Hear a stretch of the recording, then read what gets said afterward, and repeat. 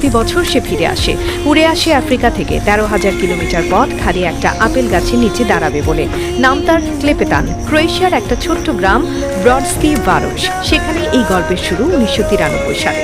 মালেনা নামের একটা সাদা সারস শিকারির গুলিতে ডানা ভেঙে যায়, আর কোনোদিন উঠতে পারেনি। নদীর ধারে আহত অবস্থায় তাকে পান এক বুড়ো লোক, স্টিয়েপান ভোকেজ। বাড়িতে নিয়ে আসেন, ঘর বানান, মাছ খাওয়ান, যেন নিজের পরিবারের একজন।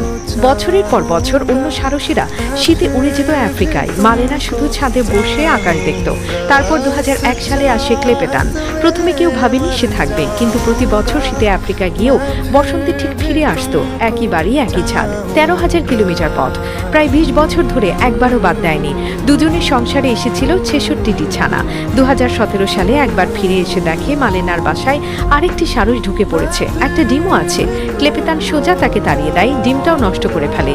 প্রেমে তো একটুখানি জেদ থাকতেই হয়।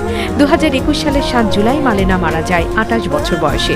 সবাই ভেবেছিল গল্পটা এখানেই শেষ, কিন্তু না, ক্লেপেতানের এখন নতুন সঙ্গী আছে, নাম ম্লাদা।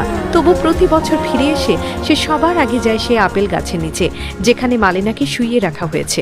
বয়স হয়েছে এখন 36, ফিরতে সময় লাগে বেশি, রাস্তায় বিশ্রাম নিতে হয়, তাও আসে। একটা পাখি যদি এতদিন মনে রাখতে পারে, আমরা মানুষেরা কতদিন রাখি বলুন?